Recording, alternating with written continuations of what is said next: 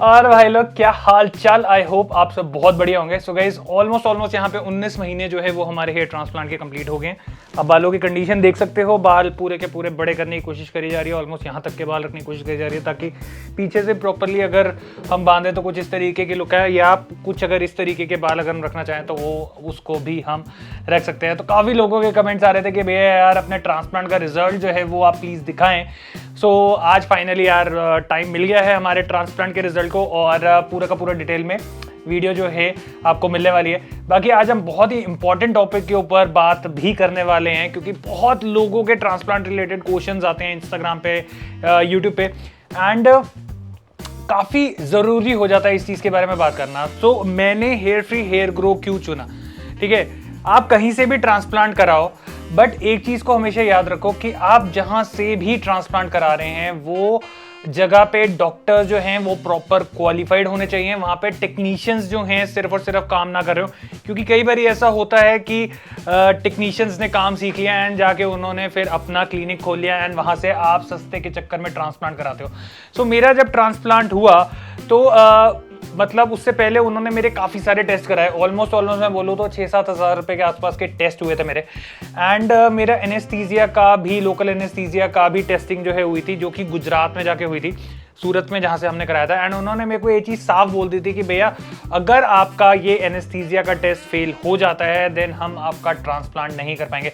क्योंकि आप काफ़ी सारे केसेस भी आज की डेट में सुन रहे होंगे जिसमें यार लोगों को आपने देखा होगा कि डेथ हो रही है ट्रांसप्लांट के बाद, कई लोगों को इन्फेक्शंस हो रहे हैं जिसकी वजह से भाई लाइफ मिजरेबल हो जाती है। तो ये सारी चीज़ों की नॉलेज होना वो बहुत ही ज़्यादा ज़रूरी है क्लिनिक को, एंड जहाँ पे आपके अच्छे डॉक्टर्स होंगे वहाँ पे अगर आप कराते हैं तो वहाँ पे आपको ये जो इशू है नहीं आता, क्योंकि उनको इन सारी चीज़ों के बारे में नॉलेज होती है।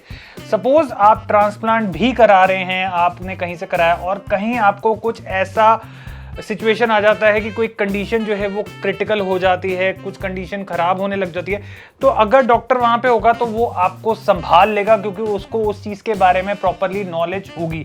बट अगर आप कंपाउंडर्स से, आप टेक्नीशियन से ये काम करा रहे हैं सस्ते के चक्कर में, 5 रुपये 8 रुपये 10 रुपये में आप ग्राफ्टिंग करवा रहे हैं, और अगर वहाँ पे डॉक्टर नहीं है देन फिर तो प्रॉब्लम हो सकती है। तो इस चीज़ को दिमाग में रखना बहुत ही ज़्यादा ज़रूरी है।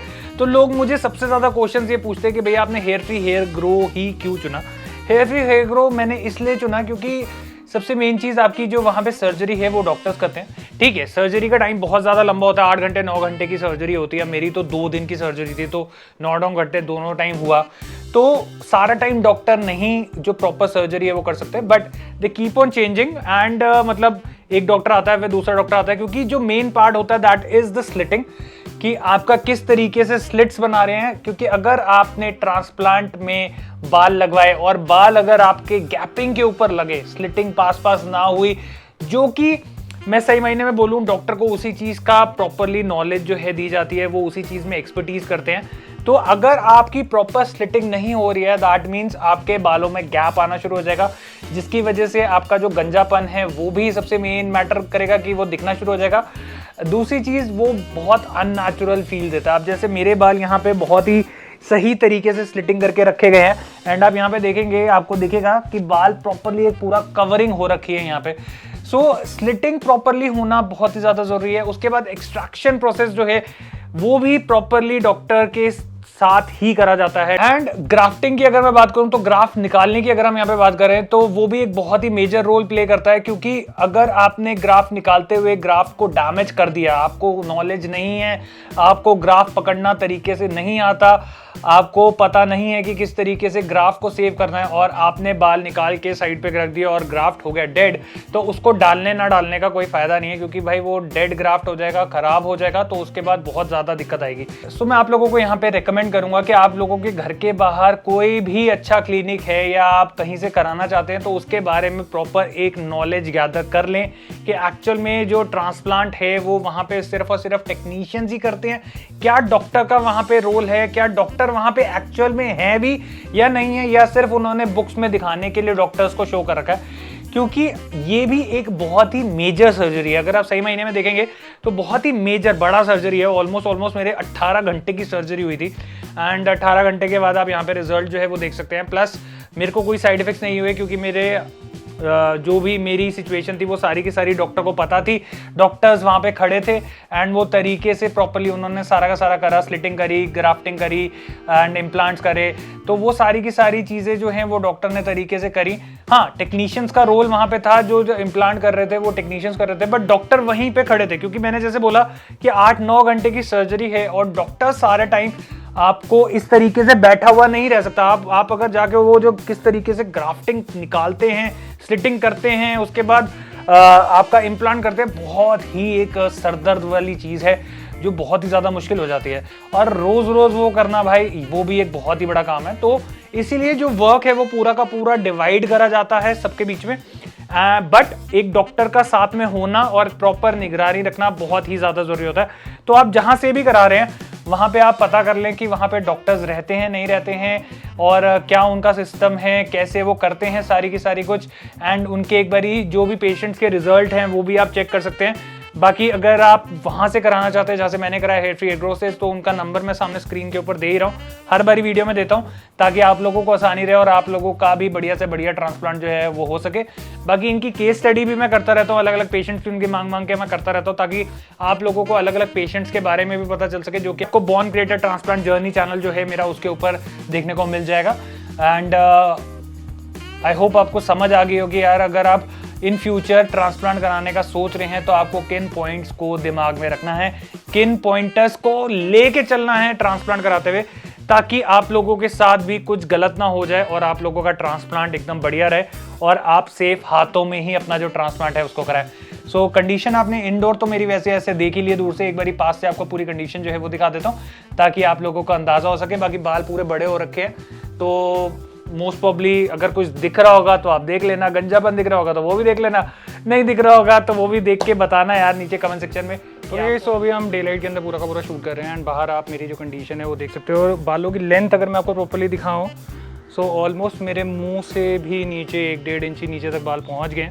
काफ़ी लोगों के क्वेश्चन ये होते हैं कि भैया यार हेयर ट्रांसप्लांट वाले बाल जो है वो कितना ग्रो कर सकते हैं। सो मेरे को ऐसा लगता है कि थोड़े दिनों में मैं अपनी बीवी को कॉम्पिटिशन देने वाला हूँ यहाँ पे। एंड ऑलमोस्ट जैसे बोला यहाँ तक का मेरा पूरा हो रखा है कि यहाँ तक हमें करना है। बाकी एक बारी मैं आपको इसी कंडीशन में चारों तरफ से एक बारी दिखा देता हूँ ताकि आप लोगों को पता चल सके।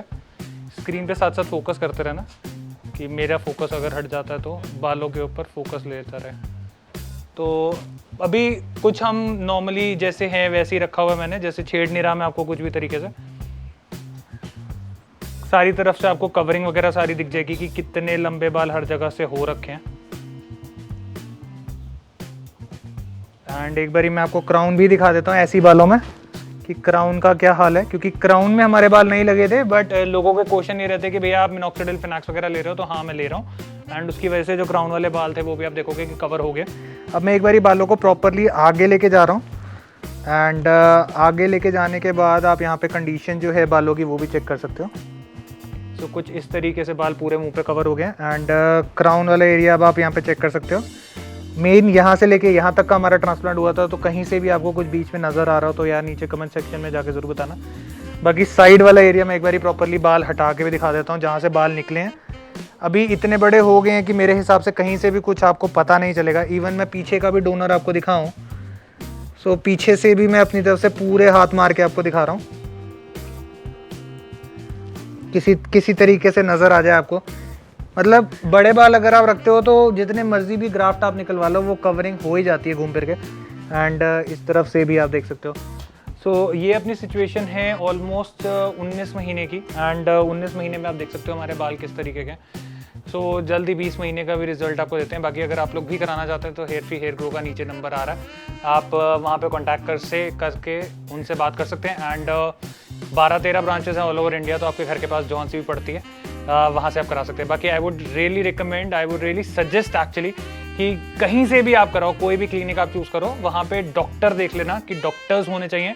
सिर्फ टेक्नीशियंस के थ्रू अपना ट्रांसप्लांट मत कराइएगा, क्योंकि नॉलेज नहीं होती है, कहीं कोई क्रिटिकल सिचुएशन आ जाती है तो आपको वहाँ पे संभालने वाला कोई डॉक्टर जो है वो होना चाहिए। सो मिलते हैं एक और वीडियो के साथ।